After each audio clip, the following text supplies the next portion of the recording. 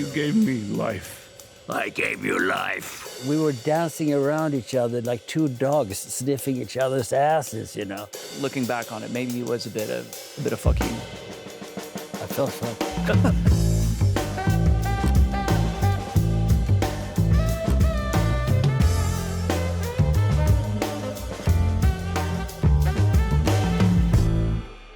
The elephant in the room here, Dad, Yeah. is that we're both nominated for a Gotham Award in the same category. Yeah. And I assume that people believe that it's going to be all chummy and dad and son, and we're supportive of each other. Which, No. sure, we are to a certain extent. Mm. Um, There are limits. And now it's and no gloves. Gloves off. you're going down, I'm not old going. man. You're going down. We'll see it goes down. Sentimental Value, beautiful film. You play yourself, right? That's an insult. Absentee father. So I was thinking, like you said, gloves off. The smear campaign has begun. How can you, I mean, you don't have to smear your pillion. It smears itself. I think my ace, the ace up my sleeve here, is to play the absentee father card. Because if I say, like, you play an absentee father, like, if I claim that you were an absentee father in my life, Don't do it. I get a lot of Sympathy, right? yeah, a lot of empathy from people, which like will raise my stock, and You can't do that. but to it's me. also like I'm saying that you're playing yourself in the movie, so it's not really a challenge. How do you feel about that? terrible. And the Gotham Award goes to. Thank you. I want to thank all the other nominees. I admire you all. And Dad, Sorry. wasn't your next time. Next time. All right, now it's your turn. What do you think of my performance in Pillion? Was it worthy of a Gotham Award? It's very hard to predict whether it's worthy of a Gotham Award or not. Is it though? It is absolutely worthy of Gotham Award, but because it's, End it right there. That's perfect. yeah. That's a great answer. I hope you're not expecting a birthday present, Colin. No, I'm not. It's just, Mum, she wants to meet you properly. I think it was a very moving and a beautiful film, and I had a lot of fun seeing it. You showed me sides of you that I had never seen before. Literally. Literally. What was it that caught your eye? What was it that made you do a first-time director's film? Well, it was a love story set in the world of BDSM. Intrigued me enough to open the script at least. Mm. And then as soon as I did that, I was hooked because I think it's a phenomenal screenplay. Mm. Really surprised when I read it. I didn't expect it to be so tender and sweet and funny and awkward. It was just such a rich, beautiful script. I'm sorry, I didn't mean to upset you. Oh, you couldn't upset me if you tried. I had a conversation with Harry, and I was incredibly impressed by his vision, how he wanted to tell this story, why he wanted to tell the story, his thoughts on Ray, my character. And in a couple of interviews, journalists have been like, was it a scary decision to jump on board? It's like a kinky gay biker movie by a first-time filmmaker, like a super low-budget movie. Like, why take that risk? I don't know how you feel, but like, if a script is phenomenal and you believe in the director, it's not scary. No, it's no risk. It doesn't really matter if it's a first-time filmmaker or if it's a super low-budget movie. Mm.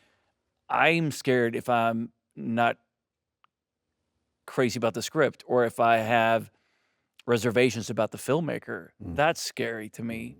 I thought it was a phenomenal script and really believed in Harry. So I 100% knew that I wanted to do this. Mm. So it wasn't a tough decision. I loved it. Peggy, Peter, Nice to meet you. Right? How do you do? Time for a quick drink? No, thank you. Not when I'm writing. No, of course not. What was I thinking? It was a really incredible weekend we had at the Telluride Film Festival. Because you were obviously there with Sentimental Value, and I was there with Pillion. And it was one of those rare occasions when you're at a film festival where you actually get to watch other people's movies. Usually you dip in for 48 hours and it's press junkets and screenings and then you're out. But this was lovely because we were there for 3 days. All we had to do was basically one Q&A each. So it was really time to hang out, get drunk together, be hungover together, see each other's movies. And that was an incredible experience. Watching Sentimental Value with you next to me was something I'll never forget.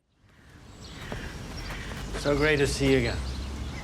There's a cafe a couple of minutes that way. Rachel will let you know when we're done.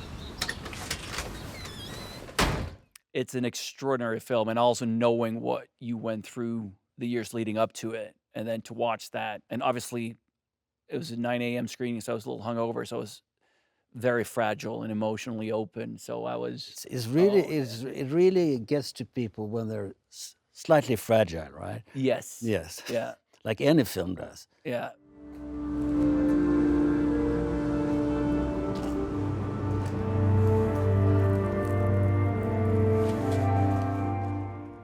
So I really wish you all the best. I wish you Almost. I mean, not Gotham Award worthy, but runner up, I would say. Yeah.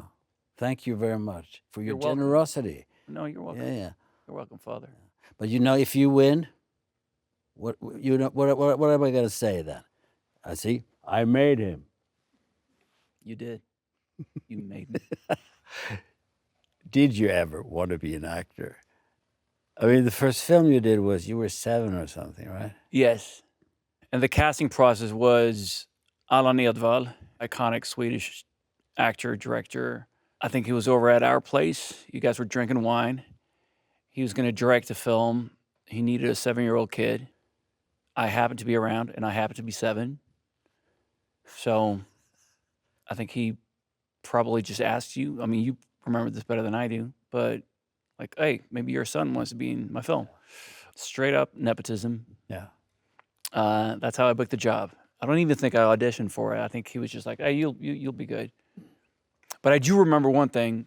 It was that he cast me as the lead of the movie. It's about a bourgeois family in the 30s, and the kid is supposed to be quite, it's like an affluent neighborhood. But his friend is from a poor part of town, is sick, and ends up dying in the movie. So I was cast as the lead, and then he found another guy who looked way more like a little bourgeois 7-year-old. You weren't bourgeois enough. Well, I was very skinny, and if you look at photos, it made sense that I would be the dying buddy rather than the lead. And again, I didn't know I hadn't read the script. I didn't know anything. I was just like, yeah, this sounds fun. But I remember that Allan, instead of just going like, oh, Alex, you're going to play this part now. I remember him calling our house, and you were like, Alex, Allan is on the phone. He'd like to talk to you. And Allan was like, Alexander, would it be okay with you if you would play Kalle Nubb instead of Åke? And then he went into like the reasons. Well, he didn't say that I was malnourished, but he said it was like, I think it's a better fit. And at the time, I was just, yeah, sure, that sounds great. But in hindsight, when I look back on it, it was a really cool thing to do. I was a kid. He could have just been like, it doesn't really matter. Like, you can just, I didn't know the difference between the characters. I hadn't read the script, but I thought it was like a really respectful thing to do, to be like, Alex, I want to talk to you about creatively. How do you feel about this Yeah, other he part? discussed it. I mean, he was one of the biggest actors in Sweden. Yeah, and we're both in the movie. Yeah. You ended up playing the 7-year-old rich kid. No, but you played a neighbor. A neighbor. Really horrible. Really horrible neighbor. Yeah. I didn't answer your question. I didn't want to be an actor, I guess. Maybe you don't know even now. I'm still trying to figure it out. Yeah.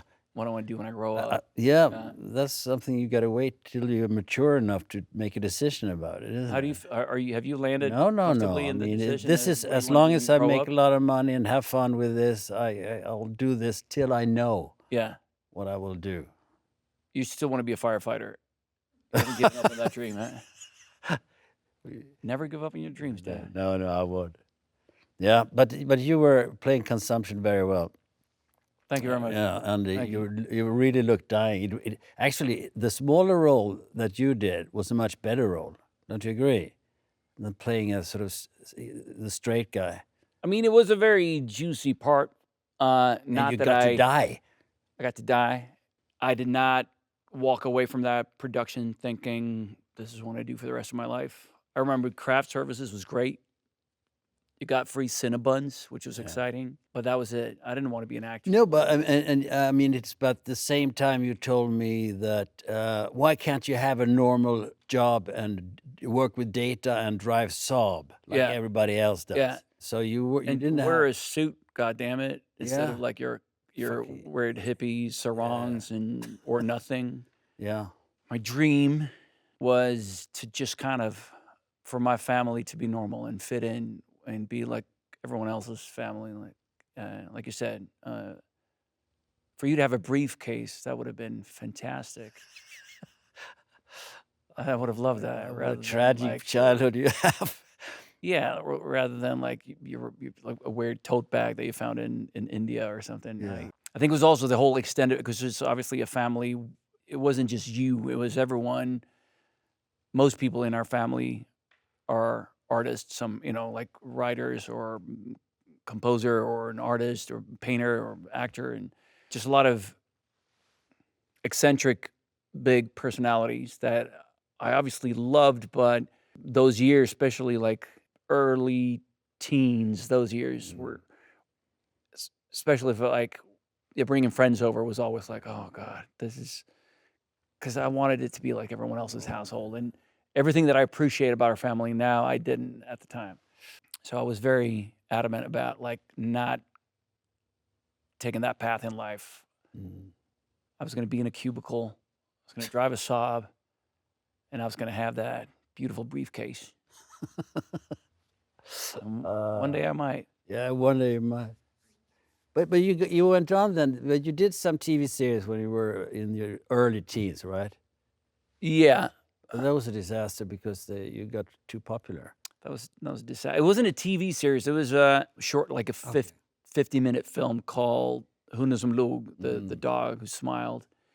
And back then we only had 2 channels in Sweden, and it got a little bit of attention enough to make me freak out. After that, I was like, I don't want to do this at all. As opposed to Gus, I love that I explained to you who Gus is.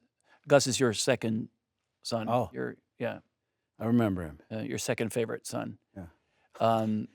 That's good that you told him that. I mean, if he sees this, he's a middle child, which is the worst thing to be, because nobody. But he still claims to be the middle child, even though he's like number 2 of 8. How's that a middle? But well, he, to him, it's middle. in his mind, he'll always remain the middle child. But yeah, he always wanted to be an actor when he was a kid. He always knew that. But I was the opposite. And again, especially after making that movie when I was 13. And it wasn't a hard decision. It wasn't a hard, walking away from it. Because again, it wasn't like I was pursuing it. I was just like, Nobody was. I'm going to miss those free Cinnabons on set, but that's about it. Yeah.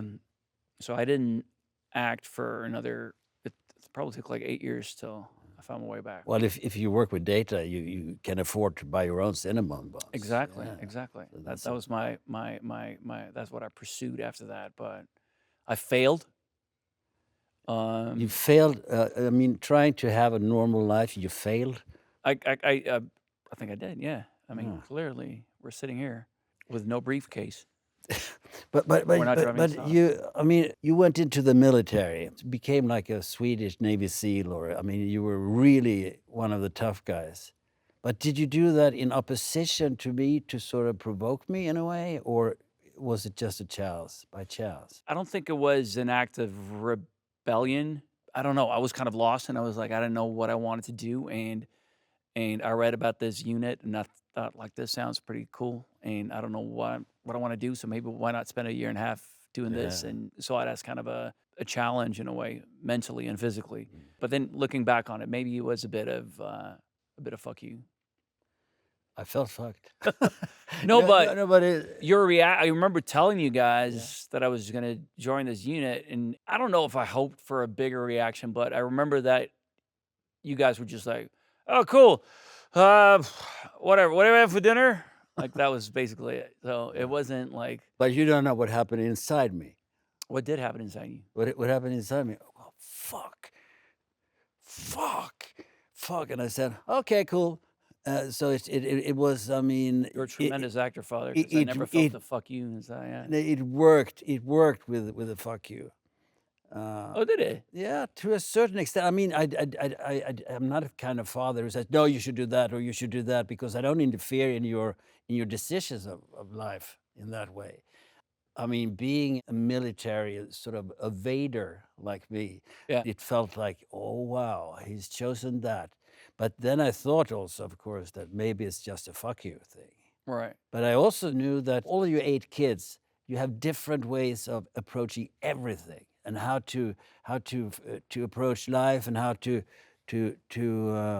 find your way in life. I mean, maybe I'm lazy, but I think it's best to let you do it on your own and hands off thing. If you want a confrontation and all you get is like, sure, that sounds great, that kind of diffuses the situation and the tension quite a bit, even though you deep down you might feel more. But and I'm not talking specifically about when I joined the military. I remember like quite frequently you'd be like, yeah, well, do what you find it your own way. All right, cool. Well, I'm not sure I agree with that, but do it. Like it was hard to kind of get that. It was like, oh, all right, that's then Interesting. how did you get out of the military? Because like when I joined, it was semi-mandatory. It was like on the cusp, but when you were a teenager, it was mandatory. Everyone had to do it. Yeah, it was mandatory. So you'll be gone for a year doing things that you don't like. So I got the draft order, and I went to a friend who worked at a drug rehabilitation institution, RFHL. And I made him write a letter to the draft board saying basically that if you feel that Skarsgård is fit for doing the military service, then keep him under special surveillance, because he might influence other kids as well into this drug addict that he has. It was hashish, he said. Yeah. He smokes hashish. And at that time in Sweden, it was not very common. So everybody it took hours, 4 hours later, I got a message from the draft. Don't move. Don't come here. Don't go near us. And so Very there, smart move. Yeah, so I cheated myself out of that. Well, I did smoke some hashish, but it wasn't that bad. But you were definitely pursuing acting at that point, right? I was. So it wasn't like you were searching or trying to figure out what you wanted to do in life. I was working as an actor in the theater. I was working. I've done it all my life, and I quit school when I was 17 to pursue it, because I got a theater offer in another town. And After Bombi Bit, which your first big time. yeah, that was a TV series. There was a TV series I did when I was very young. But then I sort of went into the theater, and I didn't film for many years, and I sort of had to start from the beginning again. Are you ever going to be on stage again? No. Never. No. I mean, I did a couple of years ago. I did it. We had a reading of a play in London. So the actors, you rehearse a little, and then you gather in the evening, and the audience is there, and you read from the script to find out if it's a good play or whatever. But it's a very common way of doing things. And I was there, and I found out that I had not been working in the theater for years, and I found out that Like almost 30 years, right? What? yeah, now it's 30 years, but then it wasn't that. Yeah. 15 years maybe. And then I found out that, my God, this doesn't work. And I felt like I couldn't reach anybody. I couldn't reach the audience. I felt like I was just waiting for my close-up so I could do something. But there's no close-up. So I got scared, and I ran out in West End, and I went up and down the streets, and I was going, all the exercises, the voice exercises, and physical exercises to expand my physical presence and my expression. And I was so scared that I came to the theater in the evening that I shook so much that I couldn't read the lines even from the script. And I thought, this is disaster. And then I went in on the stage when my cue came, and suddenly I felt something. It's like that your spine is doing something, and you like a robot, and suddenly the voice came, the expression came, and the feeling came from years of theater work, and I knew that I could reach the furthest away in the audience, and that was fantastic. But it was also a reminder that it's totally different from filmmaking, because filmmaking to me is more like the rehearsal on theater. You've done theater yourself, haven't you? Yeah, but You- it's also been a while. But Yeah. didn't that, when you felt the pressure going into it, when you stepped out onto stage and you felt that you could reach out and reach the audience, weren't you bitten by the bug again? Were you feeling like all those years, like, oh, maybe it'd be fun to do something more than just a reading? Or Yeah, of course. Of course, I mean, I felt that, oh, this is lovely. But to me, it's too much work. And now I can't remember even. I mean, I don't have memory for a lot of lines like that. But when theater is good, it's better than anything else. And you have synchronized breathing with the audience. And you feel a sudden, okay, there we are. And now I can do whatever and the audience will follow me. And it's fantastic. But that doesn't happen that often. When you're working on a bad show, you're going down every night, knowing it's bad, and you're you have to struggle. yeah. Doing films, I'm learning film acting still, and I'm learning more every day, and that is so cool. That's interesting, because I have nothing more to learn. No, but you can learn me. You Yeah. can teach me. Yeah, that's what Yeah. I'm here for. You know, you said, I mean, you were a nepo baby, but you weren't a nepo baby. Nobody gave you anything as a 7-year-old. Gave me life. I gave you life. Right. Yeah, but when you suddenly decided to become an actor, you went to a university in New York and studied acting for a while. I know you did some small things in Sweden, but basically, what you did was going to auditions in LA for 6 years, right? Yeah. How did you finally get True Blood? You were shooting a movie here, and I came out to visit, and I had just finished drama school in New York and didn't have representation in Sweden. I didn't have representation out here either. And Jerry Scott, your old manager, we had dinner one night, and she's like, "Oh, Alex, I hear you're acting back home." And I was like, "I'm trying." She's like, "Gee, I'll send you out to an audition here in LA. How do you feel? Wouldn't that be fun?" And I thought, well, this is a cool story to tell my friends back home, being on vacation in Hollywood and actually like going to an audition. And it was for Zoolander.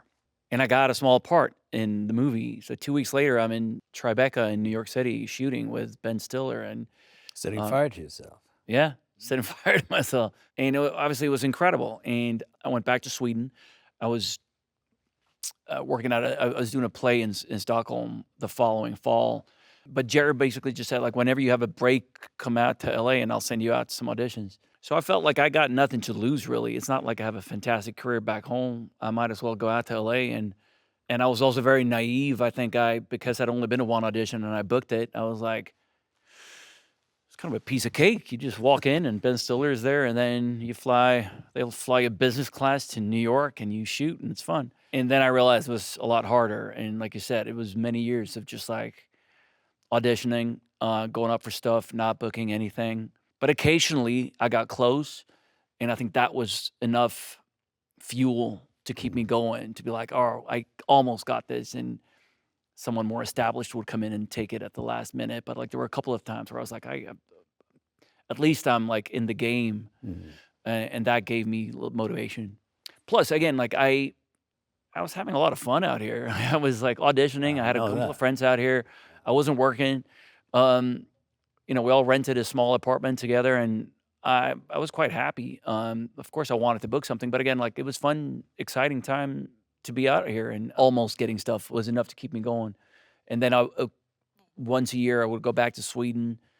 If ever I booked, a little job and go back to Sweden, do that, save up a little bit of money, come out here and keep going. And then after 5 years, I auditioned for True Blood as they were getting ready to shoot the pilot. I auditioned for Bill, not the character I ended up playing. Didn't hear back. Didn't expect to hear back, but it's like one of those, it's pilot season, you go out, audition for a lot. And I finally got a job, and it was Generation Kill, a miniseries for HBO about the war in Iraq by David Simon and Ed Burns, who did The Wire. And it was just incredible. I couldn't believe my luck. It was an amazing role in an amazing series by amazing filmmakers. And I had been up for really bad stuff. I auditioned for everything. I didn't have, beggars can't be choosers. It wasn't like I didn't feel like I auditioned for like a jock in a bad horror movie or like anything. So the fact that and I didn't get any of those, and the fact that the first job I get is, and I mean to this day, one of the best things I've been part of. Like the script was so good, and it was a phenomenal project to be part of. And we were in Namibia shooting it, and then HBO reached out, Alan Ball, who created True Blood. And they had shot a couple of episodes already, and they were looking for Eric Northman, and reached out and asked if I was available for another audition for this role as opposed to Bill. And I wasn't. We had 3 more months to shoot in Africa on Generation Kill. So it looked like I wouldn't be able to, again, it wasn't an offer, but I wouldn't be able to audition for it. But then the writer's strike happened. And because we were already shooting Generation Kill, we could finish the show. True Blood was being written, so they had to push it. So I was able to finish up Generation Kill, come back to LA, audition for True Blood, and did a couple of callbacks of that, and then started shooting. We shot it here in LA for 7 years, and it was a blast. So I know you were nervous going into Sentimental Value to the shoot. You mean because of the stroke? Yeah. I wasn't that nervous because I had made season 2 of Andor, and I made the second part of Dune after I had the stroke.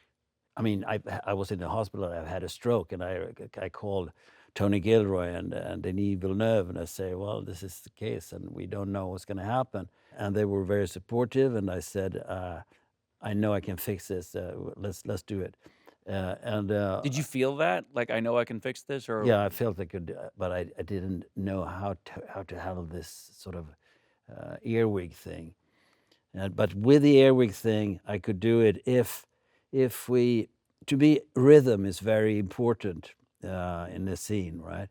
So the guy talking in my ear doesn't have to. He must not interrupt my rhythm. He has to help me in that way. So I have to hear the other person saying my cue, and he has to over that go da da da da da da very fast and very clear and without emotion, saying the line, and then I can answer in the right rhythm and create my rhythm of that. So that was complicated, but I thought that, well, maybe this is it. This is gonna be finished before, because I thought that, well, maybe I won't get any more jobs, and that was my big fear. And then Joachim called me, and did you feel that even after shooting Andor and Dune? Yeah, I felt that maybe. Because I remember before going into it, it was almost an existential crisis, because you've been acting for 60 years, and then it's like, is that it? Am I never going to do this again? Am I gonna? But then you figured out a way to make it work. But were you still, after that feeling, worried that? But it's also, I mean, I'm 74 years old now. And most people that are writing are much younger, and they rarely understand older people. They think that old people, they can't handle a cell phone. They sort of walk funnily, and they can't tie their shoelaces. So most of the scripts I get are sort of this: someone who's got dementia, or there's someone who's got Alzheimer. And with all respect for those people, I don't want to play that yet. In a way, suddenly you're supposed to play a certain age, not a person, and that is bad.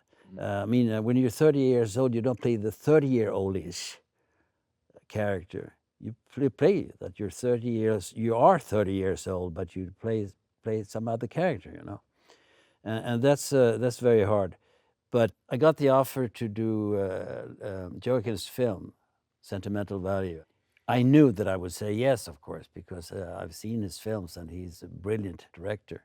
I invited him to Stockholm to dinner. We went out and had a meal, and I insisted on paying because I said I don't want to owe you anything, you know, cocky fucker. And I knew that I would say yes anyway, you know.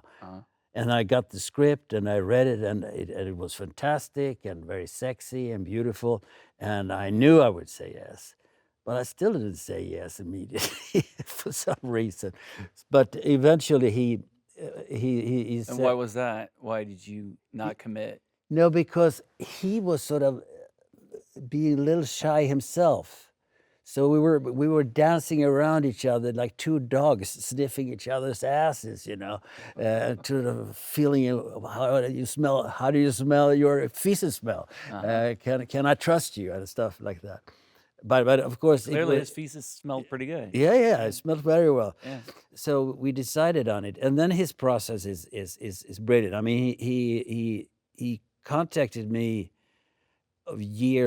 more than a year before we started, and he had written the role basically for me. That would, you know, getting a role like that, it's one of the best roles I've ever had, and getting it tailor-made, you know, every seam, every sort of fitted like magic to me.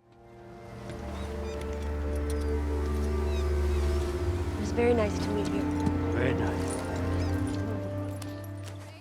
He gets the best people in Scandinavia to best crew, and everybody's so excited to work with him, and the feeling on the set is beautiful.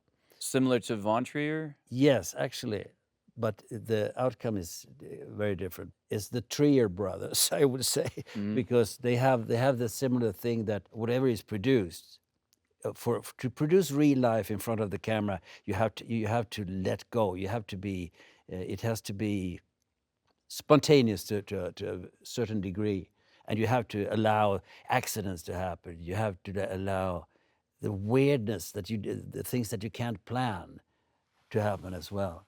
And he does that, but he also has the thing that I've only heard about one director that has it. He sits beside the camera like this, and he watches your eye.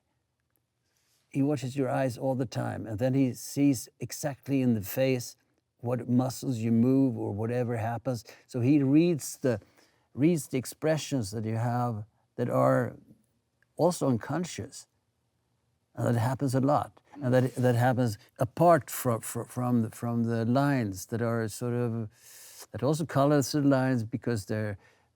It gives a different color to the line, maybe, or it is between the lines. It's in a pause.